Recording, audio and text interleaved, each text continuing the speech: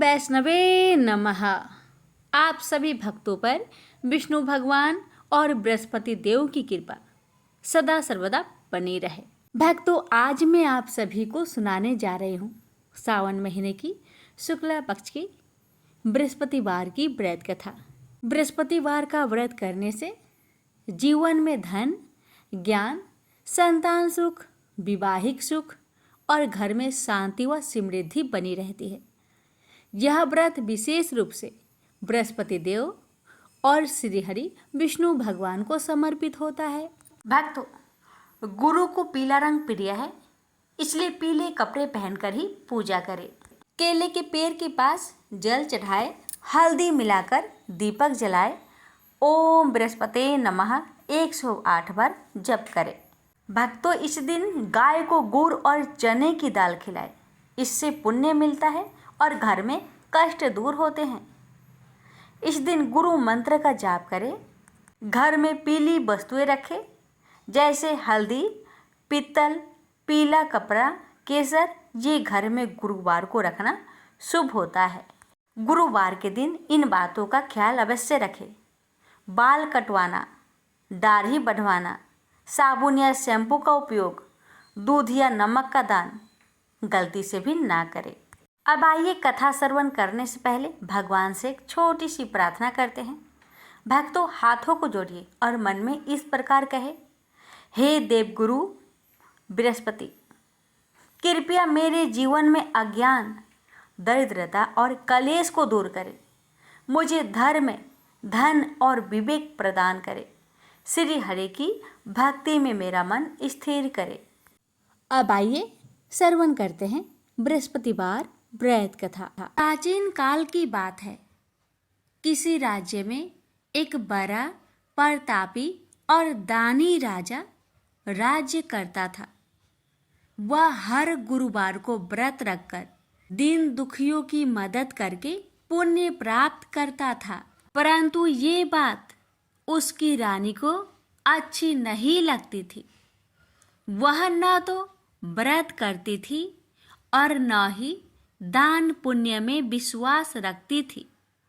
इतना ही नहीं, वह राजा को भी ऐसा करने से मना करती थी। एक समय की बात है। राजा शिकार खेलने के लिए वन में गए। घर पर रानी और दासी थी। उसी समय गुरु बृहस्पति देव साधु का रूप धारण कर राजा के दरवाजे पर भिक्षा मांगने आए। साधु ने जब रानी से भिक्षा मांगी तो वह कहने लगी, हे साधु महाराज, मैं इस दान और पुण्य से तंग आ गई हूँ।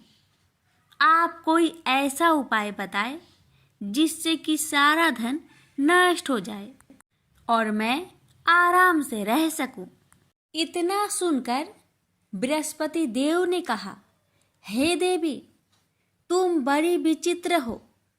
संतान और धन से कोई दुखी होता है।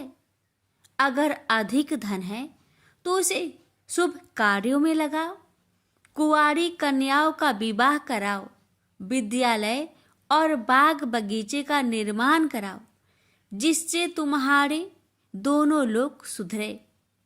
परंतु साधु की इन बातों से रानी को खुशी नहीं हुई। उसने कहा कि मुझे ऐसे धन की आवश्यकता नहीं है जिसे मैं दान दूं और जिसे संभालने में मेरा सारा समय नष्ट हो जाए। तब साधु ने कहा, अगर तुम्हारी ऐसी इच्छा है तो मैं जैसा तुम्हें बताता हूँ तुम वैसा ही करना। गुरुवार के दिन तुम घर को गोबर से लिपना, अपने बालों को पीली मिट्टी से धोना, राजा से हजामत बनाने को कहना, भोजन में मांस मदिरा का प्रयोग करना, कपड़े धोबी के यहाँ धुलने देना। इस प्रकार 7 बृहस्पतिवार करने से तुम्हारा समस्त धन नष्ट हो जाएगा। इतना कहकर साधु के रूप में बृहस्पति देव अंतर ध्यान हो गए। साधु के अनुसार कई बातों को पूरा करते हुए रानी को केवल 3 बृहस्पतिवार ही बीते थे कि उसकी समस्त धन संपत्ति नष्ट हो गई। भोजन के लिए राजा का परिवार तरसने लगा। तब एक दिन राजा ने रानी से बोला कि हे रानी, तुम यहीं रहो, मैं दूसरे देश को जाता हूँ, क्योंकि यहाँ पर सभी लोग मुझे जानते हैं, इसलिए मैं कोई छोटा कार्य नहीं कर सकता। ऐसा कहकर राजा दूसरे देश चला गया। वहाँ वह जंगल से लकड़ी काट कर लाता और शहर में बेचता। इस तरह वह अपना जीवन व्यतीत करने लगा। इधर राजा के परदेश जाते ही रानी और दासी दुखी रहने लगी। एक बार जब रानी और दासी को 7 दिन तक बिना भोजन के रहना पड़ा, तो रानी ने अपनी दासी से कहा, हे दासी, पासी के नगर में मेरी बहन रहती है, वह बड़ी धनवान है, तो उसके पास जा और कुछ ले आ, ताकि थोड़ी बहुत गुजर बसर हो जाए। दासी रानी की बहन के पास गई। उस दिन गुरुवार था और रानी की बहन उस समय बृहस्पतिवार व्रत की कथा सुन रही थी। दासी ने रानी की बहन को अपनी रानी का संदेश दिया, लेकिन रानी की बड़ी बहन ने कोई उत्तर नहीं दिया।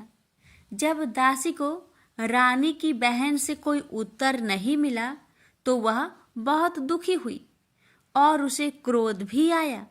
दासी ने वापस आकर रानी को सारी बात बता दी। ये सुनकर रानी ने अपने भाग्य को कोसा। उधर रानी की बहन ने सोचा कि मेरी बहन की दासी आई थी, परंतु मैं उससे नहीं बोली, इससे वह बहुत दुखी हुई होगी।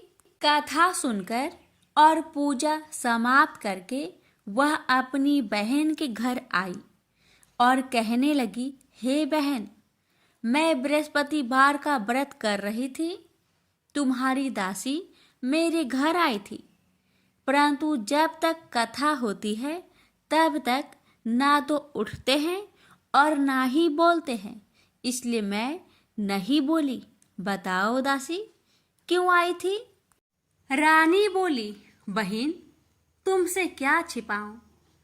हमारे घर में खाने तक को अनाज नहीं था। ऐसा कहते कहते रानी की आंखें भर आई। उसने दासी समेत पिछले 7 दिनों से भूखे रहने तक की बात अपनी बहन को विस्तार पूर्वक सुना दी। रानी की बहन बोली, देखो बहन, भगवान बृहस्पति देव सबकी मनोकामना को पूर्ण करते हैं। देखो, शायद तुम्हारे घर में अनाज रखा हो। पहले तो रानी को विश्वास नहीं हुआ, पर बहन के आग्रह करने पर उसने अपनी दासी को अंदर भेजा, तो उसे सचमुच अनाज से भरा एक घड़ा मिल गया। यह देखकर दासी को बड़ी हैरानी हुई। दासी रानी से कहने लगी, हे रानी, जब हमको भोजन नहीं मिलता तो हम व्रत ही तो करते हैं, इसलिए क्यों न इनसे व्रत और कथा की विधि पूछ ली जाए, ताकि हम भी व्रत कर सके। तब रानी ने अपनी बहन से बृहस्पतिवार व्रत के बारे में पूछा। उसकी बहन ने बताया, बृहस्पतिवार के व्रत में चने की दाल और मुनक्का से विष्णु भगवान का केले के जड़ में पूजन करे तथा दीपक जलाए, व्रत कथा सुने और पीला भोजन ही करे। इससे बृहस्पति देव प्रसन्न होते हैं।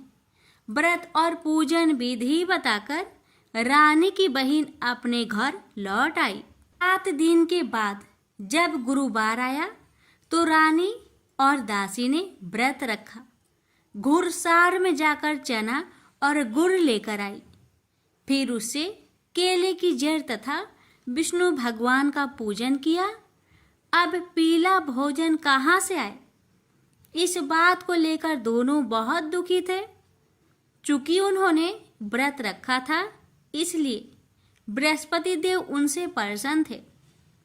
इसलिए वे एक साधारण व्यक्ति का रूप धारण कर 2 थालों में सुंदर पीला भोजन दासी को दे गए। भोजन पाकर दासी प्रसन्न हुई और फिर रानी के साथ मिलकर भोजन ग्रहण किया। उसके बाद वे सभी गुरुवार को व्रत और पूजन करने लगी। बृहस्पति भगवान की कृपा से उनके पास फिर से धन संपत्ति आ गई, परंतु रानी फिर से पहले की तरह आलस्य करने लगी। तब दासी बोली, देखो रानी, तुम पहले भी इस प्रकार आलस्य करती थी। तुम्हें धन रखने में कष्ट होता था, इस कारण सभी धन नष्ट हो गया, और अब जब भगवान बृहस्पति की कृपा से धन मिला है तो तुम्हें फिर से आलस्य होता है। रानी को समझाते हुए दासी कहती है कि बड़ी मुसीबतों के बाद हमने यह धन पाया है, इसलिए हमें दान पुण्य करना चाहिए, भूखे मनुष्य को भोजन कराना चाहिए और धन को शुभ कार्य में खर्च करना चाहिए, जिससे तुम्हारे कुल का यश बढ़ेगा, स्वर्ग की प्राप्ति होगी और पितृ प्रसन्न होंगे। दासी की बात मानकर रानी अपना धन शुभ कार्य में खर्च करने लगी, जिससे पूरे नगर में उसका यश फैलने लगा। बृहस्पतिवार व्रत कथा के बाद श्रद्धा के साथ आरती की जानी चाहिए। इसके बाद प्रसाद बांटकर उसे ग्रहण करना चाहिए। एक दिन राजा दुखी होकर जंगल में एक पेड़ के नीचे आसन जमाकर बैठ गया। वह अपनी दशा को याद करके व्याकुल होने लगा। बृहस्पतिवार का दिन था। एकाएक उसने देखा कि निर्जन वन में एक साधु प्रकट हुए। वह साधु भेष में स्वयं बृहस्पति देवता थे। लकड़हारे के सामने आकर बोले, हे लकड़हारे, इस सुनसान जंगल में तू चिंता मग्न क्यों बैठा है? लकड़हारे ने दोनों हाथ जोड़कर प्रणाम किया और उत्तर दिया, महात्मा जी, आप सब कुछ जानते हैं, मैं क्या कहूँ? यह कहकर रोने लगा और साधु को अपनी आत्मकथा सुनाई। महात्मा जी ने कहा, तुम्हारी स्त्री ने बृहस्पति के दिन बृहस्पति भगवान का निरादर किया है, जिसके कारण रुष्ट होकर उन्होंने तुम्हारी यह दशा कर दी। अब तुम चिंता को दूर करके मेरे कहने पर चलो तो तुम्हारे सब कष्ट दूर हो जाएंगे और भगवान पहले से भी अधिक संपत्ति देंगे। तुम बृहस्पतिवार के दिन कथा किया करो। 2 पैसे के चने मुनक्का लाकर उसका प्रसाद बनाओ और शुद्ध जल से लोटे में शक्कर मिलाकर अमृत तैयार करो। कथा के पश्चात अपने सारे परिवार और सुनने वाले प्रेमियों में अमृत व प्रसाद बांटकर आप भी ग्रहण करो। ऐसा करने से भगवान तुम्हारी सब मनोकामनाएं पूरी करेंगे। साधु के ऐसे वचन सुनकर लकड़हारा बोला, हे प्रभु, मुझे लकड़ी बेचकर इतना पैसा नहीं मिलता जिससे भोजन के उपरांत कुछ बचा सकूं। मैंने रात्रि में अपने स्त्री को व्याकुल देखा है और मेरे पास कुछ भी नहीं जिससे मैं उसकी खबर मंगा सकूं। साधु ने कहा, हे लकड़हारे, तुम किसी बात की चिंता मत करो। बृहस्पति के दिन तुम रोजाना की तरह लकड़ियां लेकर शहर को जाओ। तुम्हारे रोज से दुगुना धन प्राप्त होगा, जिससे तुम भली भांति भोजन कर लोगे तथा बृहस्पति देव की पूजा का सामान भी आ जाएगा। इतना कहकर साधु अंतर्ध्यान हो गए। धीरे धीरे समय व्यतीत होने पर फिर वही बृहस्पतिवार का दिन आया। लकड़हारा जंगल से लकड़ी काटकर किसी शहर में बेचने गया। उसे उस दिन और दिन से अधिक पैसा मिला। राजा ने चना गुड़ आदि लाकर गुरुवार का व्रत किया। उस दिन से उसके सभी कलेश दूर हुए। परंतु जब दोबारा गुरुवार का दिन आया तो बृहस्पतिवार का व्रत करना भूल गया। इस कारण बृहस्पति भगवान नाराज हो गए। उस दिन उस नगर के राजा ने विशाल यज्ञ का आयोजन किया तथा शहर में यह घोषणा करा दी कि कोई भी मनुष्य अपने घर में भोजन न बनावे, न आग जलावे। समस्त जनता मेरे यहाँ भोजन करने आवे। इस आज्ञा को जो न मानेगा उसे फांसी की सजा दी जाएगी। इस तरह की घोषणा संपूर्ण नगर में करवा दी गई। राजा की आज्ञा अनुसार शहर के सभी लोग भोजन करने गए, लेकिन लकड़हारा कुछ देर से पहुंचा, इसलिए राजा उसको अपने साथ घर लिवा ले गए और ले जाकर भोजन करा रहे थे। तो रानी की दृष्टि उस खूंटी पर पड़ी जिस पर उसका हार लटका हुआ था। वह वहां पर दिखाई नहीं दिया। रानी ने निश्चय किया कि मेरा हार इस मनुष्य ने चुरा लिया है। उसी समय सिपाहियों को बुलवाकर उसको कारागार में डलवा दिया। जब लकड़हारा कारागार में पड़ गया और बहुत दुखी होकर विचार करने लगा कि ना जाने कौन से पूर्व जन्म के कर्म से मुझे यह दुख प्राप्त हुआ है, और उसी साधु को याद करने लगा जो कि जंगल में मिला था। उसी समय तत्काल बृहस्पति देव साधु के रूप में प्रकट हुए और उसकी दशा को देखकर कहने लगे, अरे मूर्ख, तूने बृहस्पति देव की कथा नहीं करी, इस कारण तुझे दुख प्राप्त हुआ है। अब चिंता मत कर। बृहस्पतिवार के दिन कारागार के दरवाजे पर 4 पैसे पड़े मिलेंगे। उनसे तू बृहस्पति देव की पूजा करना, तेरे सभी कष्ट दूर हो जाएंगे। बृहस्पति के दिन उसे 4 पैसे मिले। लकड़हारे ने कथा कही। उसे रात्रि को बृहस्पति देव ने उस नगर के राजा को सपने में कहा, हे राजा, तुमने जिस आदमी को कारागार में बंद किया है वह निर्दोष है, वह राजा है, उसे छोड़ देना। रानी का हार उसी खूंटी पर लटका है। अगर तू ऐसा नहीं करेगा तो मैं तेरे राज्य को नष्ट कर दूंगा। इस तरह रात्रि के सपनों को देखकर राजा प्रातः काल उठा और खूंटी पर हार देखकर लकड़हारे को बुलाकर क्षमा मांगी तथा लकड़हारे को योग्य सुंदर वस्त्र आभूषण देकर विदा कर दिया। बृहस्पति देव की आज्ञा अनुसार लकड़हारा अपने नगर को चल दिया। राजा जब अपने नगर के निकट पहुंचा तो उसे बड़ा आश्चर्य हुआ। नगर में पहले से अधिक बाग, तालाब, कुएं तथा बहुत सी धर्मशाला, मंदिर आदि बन गई है। राजा ने पूछा, यह किसका बाग और धर्मशाला है? तब नगर के सब लोग कहने लगे, यह सब रानी और बांदी की है। तो राजा को आश्चर्य हुआ और गुस्सा भी आया।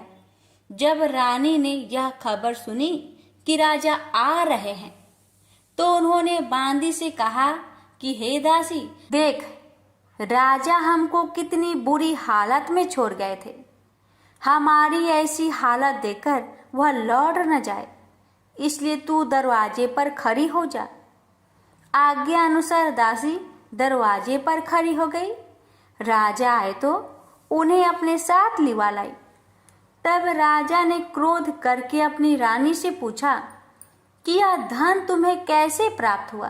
तब उन्होंने कहा, हमें यह सब धन बृहस्पति देव के इस व्रत के प्रभाव से प्राप्त हुआ है। राजा ने निश्चय किया कि 7 रोज बाद तो सभी बृहस्पति देव का पूजन करते हैं, परंतु मैं प्रतिदिन दिन में 3 बार कहानी तथा रोज व्रत किया करूंगा। अब हर समय राजा ने दुपट्टे में चने की दाल बांधी रहती तथा दिन में 3 बार कहानी कहता। एक रोज राजा ने विचार किया कि चलो अपनी बहन के यहाँ हो आवे। इस तरह निश्चय कर राजा घोड़े पर सवार हो अपनी बहन के यहाँ को चलने लगा। मार्ग में उसने देखा कि कुछ आदमी एक मुर्दे को लिए जा रहे हैं। उन्हें रोककर राजा कहने लगा, अरे भाइयों, मेरी बृहस्पति देव की कथा सुन लो। वे बोले, लो, हमारा तो आदमी मर गया है, इसको अपनी कथा की परी है। परंतु कुछ आदमी बोले, अच्छा कहो, हम तुम्हारी कथा भी सुनेंगे। राजा ने दाल निकाली और जब कथा आधी हुई थी कि मुर्दा हिलने लग गया और जब कथा समाप्त हो गई तो राम राम करके मनुष्य उठकर खड़ा हो गया। आगे मार्ग में उसे एक किसान खेत में हल चलाता मिला। राजा ने उसे देख और उससे बोले, अरे भैया, तुम मेरी बृहस्पतिवार की कथा सुन लो। किसान बोला, जब तक मैं तेरी कथा सुनूंगा तब तक 4 हरैया जोत लूंगा। जा अपनी कथा किसी और को सुनाना। इस तरह राजा आगे चलने लगा। राजा के हंसते ही बैल पछाड़ खाकर गिर गए तथा किसान के पेट में बड़ी जोर का दर्द होने लगा। उस समय उसकी माँ रोटी लेकर आई। उसने जब यह देखा तो अपने पुत्र से सब हाल पूछा और बेटे ने भी सभी हाल कह दिया। तो बुढ़िया दौड़ी दौड़ी उस घोड़ सवार के पास गई और उससे बोली कि मैं तेरी कथा सुनूंगी, तू अपनी कथा मेरे खेत पर चलकर ही कहना। राजा ने बुढ़िया के खेत पर जाकर कथा कही। इसके सुनते ही वह बैल उठ खड़ा हुई तथा किसान के पेट का दर्द भी बंद हो गया। राजा अपनी बहन के घर पहुंचा। बहन ने भाई की खूब मेहमानी की। दूसरे रोज प्रातःकाल राजा जागा तो वह देखने लगा कि सब लोग भोजन कर रहे हैं। राजा ने अपनी बहन से कहा, ऐसा कोई मनुष्य है जिसने भोजन नहीं किया हो? मेरी बृहस्पतिवार की कथा सुन ले। बहन बोली, हे भैया, यह देश ऐसा ही है कि पहले यहाँ लोग भोजन करते हैं, बाद में अन्य काम करते हैं। अगर कोई पड़ोस में हो तो देख आऊं। वह ऐसा कहकर देखने चली गई, परंतु उसे कोई ऐसा व्यक्ति नहीं मिला जिसने भोजन न किया हो। अतः वह एक कुम्हार के घर गई जिसका लड़का बीमार था। उसे मालूम हुआ कि उनके यहाँ 3 रोज से किसी ने भोजन नहीं किया है। रानी ने अपने भाई की कथा सुनने के लिए कुम्हार से कहा। वह तैयार हो गया। राजा ने जाकर बृहस्पतिवार की कथा कही, जिसको सुनकर उसका लड़का ठीक हो गया। अब तो राजा की प्रशंसा होने लगी। एक रोज राजा ने अपनी बहन से कहा कि हे बहन, हम अपने घर को जाएंगे, तुम भी तैयार हो जाओ। राजा की बहन ने अपनी सास से कहा। सास ने कहा, हाँ चली जा, परंतु अपने लड़कों को मत ले जाना, क्योंकि तेरे भाई के कोई औलाद नहीं है। बहन ने अपने भैया से कहा, हे भैया, मैं तो चलूंगी पर कोई बालक नहीं जाएगा। राजा बोला, जब कोई बालक नहीं चलेगा तब तुम ही क्या करोगी? बड़े दुखी मन से राजा अपने नगर को लौट आया। राजा ने अपनी रानी से कहा, हम निरवंशी है, हमारा मुंह देखने का धर्म नहीं है और कुछ भोजन आदि नहीं किया। रानी बोली, हे प्रभु, बृहस्पति देव ने हमें सब कुछ दिया है, वह हमें औलाद अवश्य देंगे। उसी रात को बृहस्पति देव ने राजा से सपने में कहा, हे राजा, उठ, सभी सोच त्याग दे, तेरी रानी गर्भ से है। राजा को यह बात सुनकर बड़ी खुशी हुई। 9वें महीने में उसके गर्भ से एक सुंदर पुत्र पैदा हुआ। तब राजा बोला, हे रानी, स्त्री बिना भोजन के रह सकती है, पर बिना कहे नहीं रह सकती। जब मेरी बहन आवे तुम उससे कुछ मत कहना। रानी ने सुनकर हाँ कर दिया। जब राजा की बहन ने यह शुभ समाचार सुना तो वह बहुत खुश हुई तथा बधाई लेकर अपने भाई के यहाँ आई। तभी रानी ने कहा, घोड़ा चढ़कर तो नहीं आई, गधा चढ़ी आई। राजा की बहन बोली, भाभी मैं इस प्रकार न कहती तो तुम्हें औलाद कैसे मिलती। बृहस्पति देव ऐसे ही हैं, ऐसी जिसके मन में कामनाएं हैं सभी को पूर्ण करते हैं। जो सदा भावना पूर्वक बृहस्पतिवार का व्रत करता है एवं कथा पढ़ता अथवा सुनता है, दूसरों को सुनाता है, बृहस्पति देव उसकी सभी मनोकामना पूर्ण करते हैं। तो प्रेम से बोलिए बृहस्पति भगवान की जय हो। प्राचीन काल में एक ब्राह्मण रहता था। वह बहुत निर्धन था। उसके कोई संतान नहीं थी। उसकी स्त्री बहुत मलिनता के साथ रहती थी। वह स्नान न करती।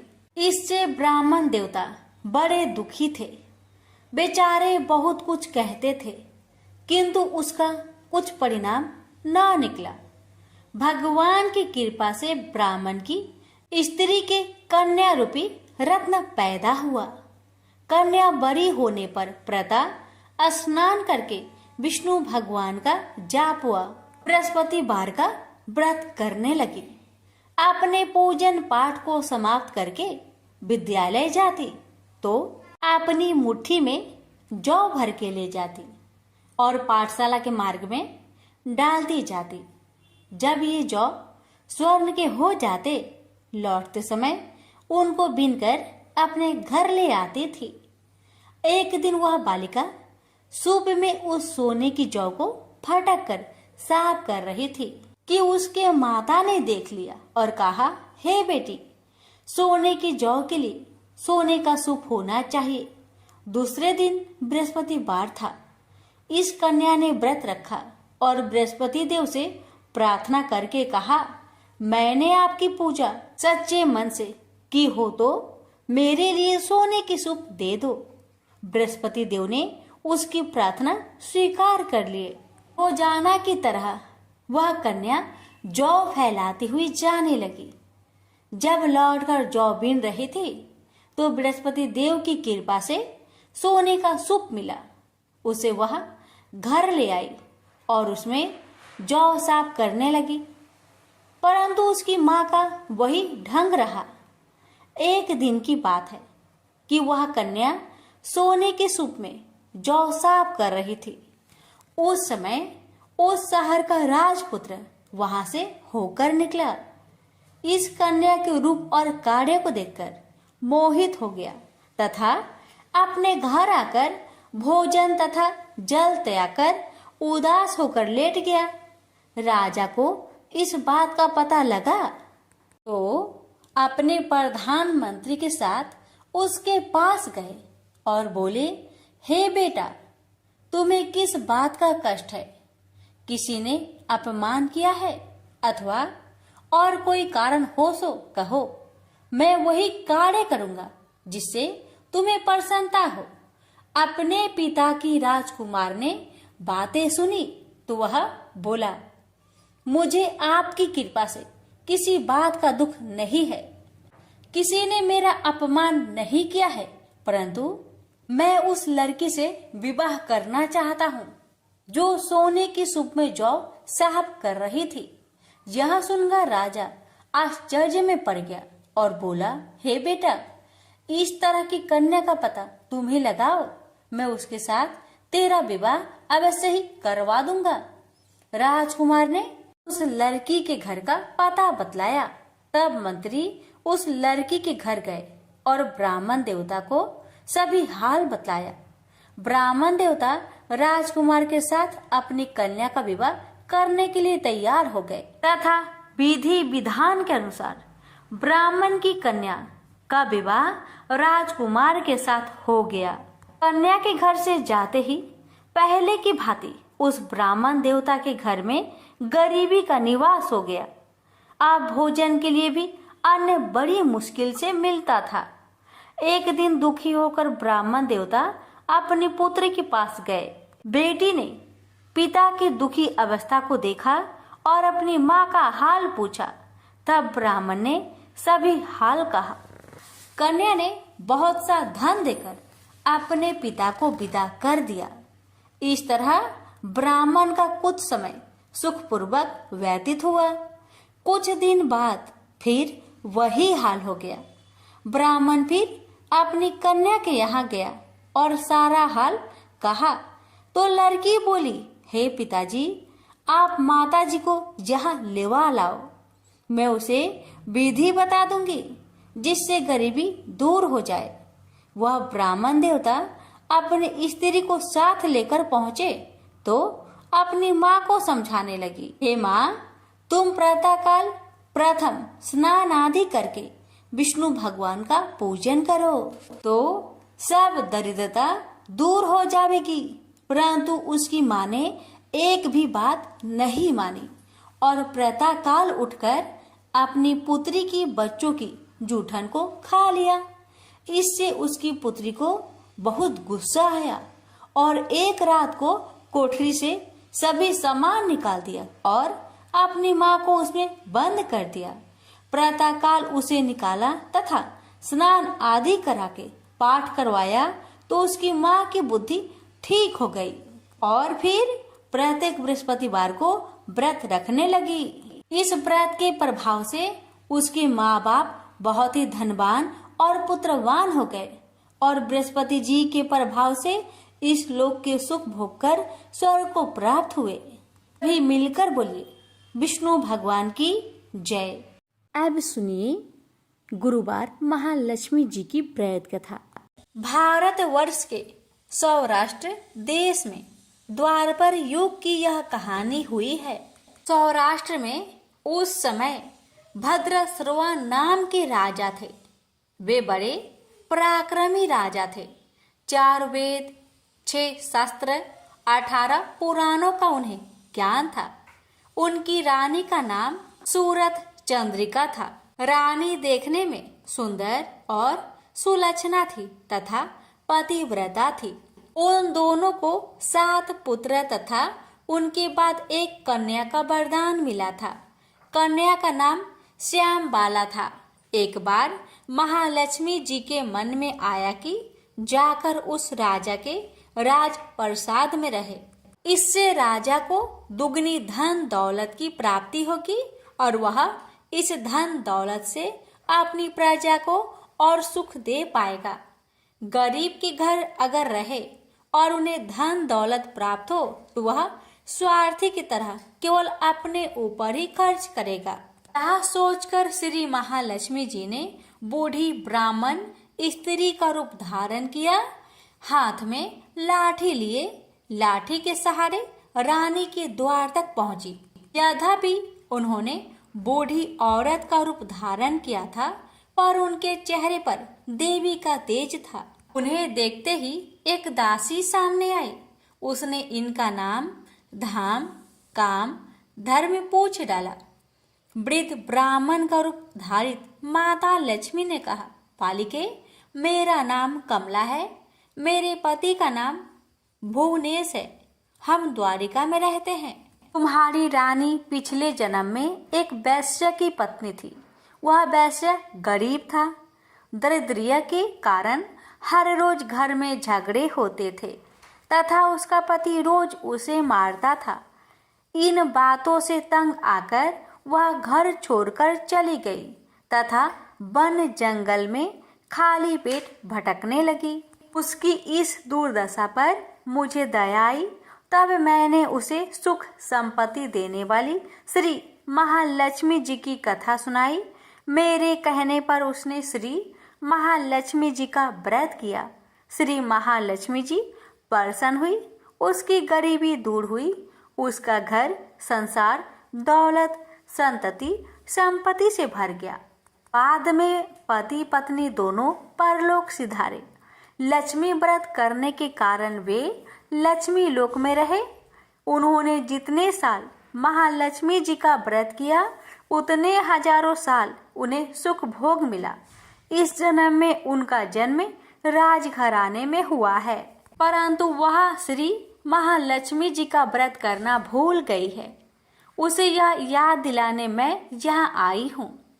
बुढ़िया की बातें सुनकर दासी ने उन्हें प्रणाम किया तथा श्री महालक्ष्मी जी का व्रत किस तरह किया जाए इस बारे में पूछा।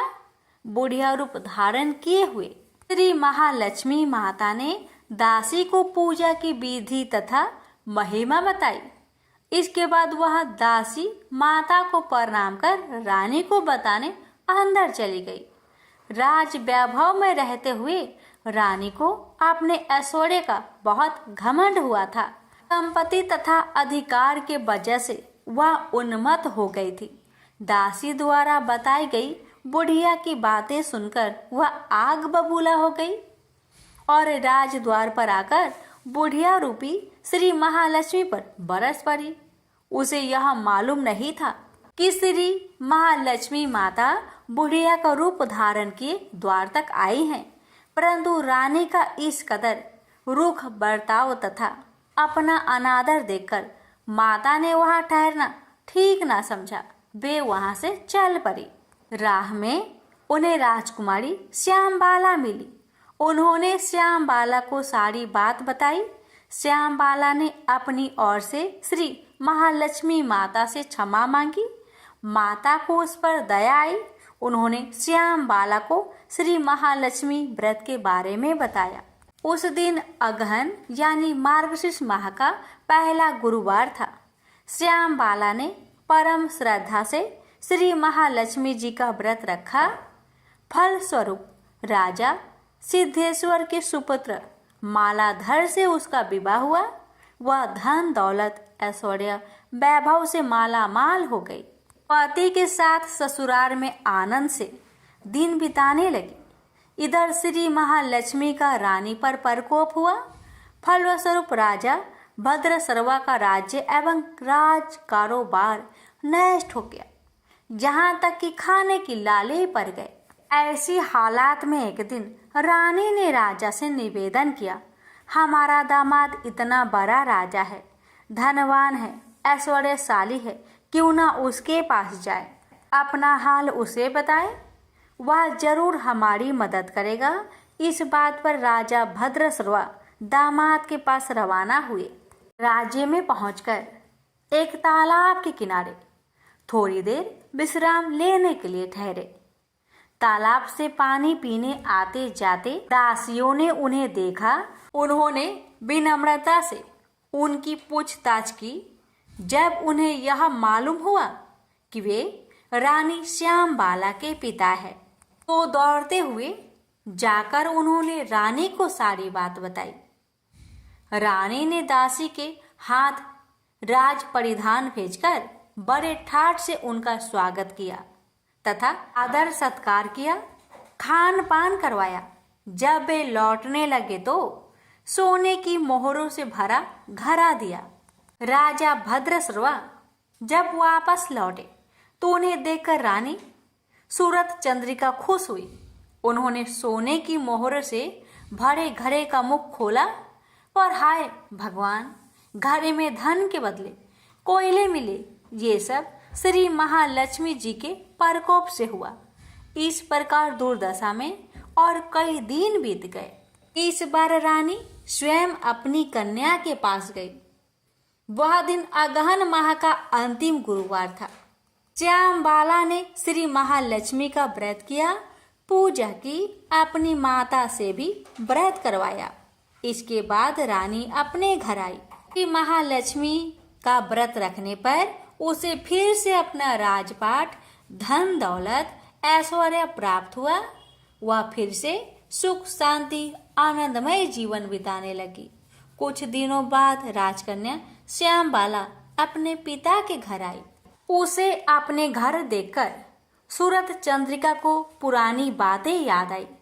यही कि श्यामबाला ने अपने पिता को घड़ा भर कोयला दिया था और उसने तो कुछ भी नहीं दिया था। इसी कारण श्यामबाला को पिता के घर आने पर उसका कोई आदर आतिथ्य नहीं हुआ बल्कि अनादर हुआ, पर उसने इस बात का बुरा नहीं माना। अपने घर लौटते समय उसने पिता के घर से थोड़ा नमक ले लिया। अपने घर लौटने पर उसके पति ने पूछा, अपने मायके से क्या लाई हो? इस पर उसने जवाब दिया, वहाँ का सार लाई हूँ। पति ने पूछा, इसका मतलब क्या हुआ? श्यामबाला ने कहा, थोड़ी धीरज रखे, सब मालूम हो जाएगा। उस दिन श्यामबाला ने सारा भोजन नमक बिना डाले ही बनाया और परोसा। पति ने खाना चखा, सारा खाना नमक बिना था, इसलिए स्वाद न आया। फिर श्यामबाला ने थाली में नमक डाला, इससे सारा भोजन स्वादिष्ट लगने लगा। तब श्यामबाला ने पति से कहा, यही है वह मायके से लाया हुआ सार। पति को उसकी बात सही लगी। फिर वह दोनों हंसी मजाक करते हुए भोजन करने लगे। कहा गया है कि इस तरह जो कोई श्रद्धा भाव से श्री महालक्ष्मी जी का पूजा करे, उसे माता की कृपा प्राप्त होती है, सुख संपत्ति शांति प्राप्त होती है, सभी मनोकामनाएं पूरी होती है। परंतु यह सब प्राप्त होने पर माता की पूजा को भूलना नहीं चाहिए। हर गुरुवार को व्रत पाठ अवश्य करना चाहिए। इस तरह श्री महालक्ष्मी जी की महिमा भक्तों की मनोकामना पूरी करती है। प्रेम से बोलिए लक्ष्मी माता जी की जय। हे माँ, आपकी कथा कहने वाले पर, सुनने वाले पर, हुकार भरने वालों पर अपनी कृपा सदा सर्वदा बनाए रखना, घर में सुख शांति बनाए रखना, भक्तों की हर मनोकामना को पूर्ण करना। बोलिए महालक्ष्मी माता जी की जय। अब श्रवण करें बृहस्पति देवता की आरती। ओम जय बृहस्पति देवा, जय बृहस्पति देवा, छीने छीने भोगे लगाऊं कदली फल मेवा। ओम जय बृहस्पति देवा, तुम पूर्ण परमात्मा, तुम अंतर्यामी, जगत पिता जगदीश्वर, तुम सबके स्वामी। ओम जय बृहस्पति देवा, चरणामृत निज निर्मल, सब पातक हरता, सकल मनोरथ दायक, कृपा करो भरता। ओम जय बृहस्पति देवा, तन मन धन अर्पण कर, जो जन शरण परे, प्रभु पर कट तब हो कर, आकर द्वार खरे। ओम जय बृहस्पति देवा, दीन दयाल दयानिधि, भक्तन हितकारी, पाप दोष सब हरता, भव बंधन हारी। ओम जय बृहस्पति देवा, सकल मनोरथ दायक, सब संचय तारो, विषय विकार मिटाओ, संतन सुखकारी। ओम जय बृहस्पति देवा, जो कोई आरती तेरी प्रेम सहित गावे, ज्येष्ठ आनंद बंद सो सो निश्चय पावे। ओम जय बृहस्पति देवा। प्रेम से बोलिए बृहस्पति देव की जय। लक्ष्मी माता की आरती। ओम जय लक्ष्मी माता, मैया जय लक्ष्मी माता, तुमको निस दिन सेवते हरि विष्णु विधाता। ओम जय लक्ष्मी माता, उमा रमा ब्रह्मानी, तुम ही जग माता, मैया तुम ही जग माता। सूर्य चंद्रमा ध्यावत सूर्य चंद्रमा ध्यावते नारद ऋषि गाता। ओम जय लक्ष्मी माता। दुर्गा रूप निरंजनी सुख संपत्ति दाता। मैया सुख संपत्ति दाता। जो कोई तुमको ध्याता रिद्धि सिद्धि धन पाता। ओम जय लक्ष्मी माता। तुम्हें पाताल निवासिनी तुम्हें ही शुभदाता। मैया तुम्हें ही शुभदाता। कर्म प्रभाव प्रकाशिनी भवनिधि की त्राता। ओम जय लक्ष्मी माता। जिस घर में तुम रहती सब सद्गुण आता। मैया सब सद्गुण आता। सब संभव हो जाता मन नहीं घबराता। ओम जय लक्ष्मी माता। तुम बिन यज्ञ न होते वस्त्र न कोई पाता। मैया वस्त्र न कोई पाता। खाने पाने का वैभव सब तुमसे आता। ओम जय लक्ष्मी माता। शुभ गुण मंदिर सुंदर क्षीरोदधि जाता। मैया क्षीरोदधि जाता।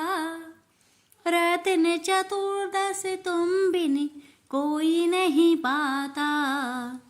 ओम जय लक्ष्मी माता। महालक्ष्मी जी की आरती जो कोई जन गाता। मैया जो कोई जन गाता।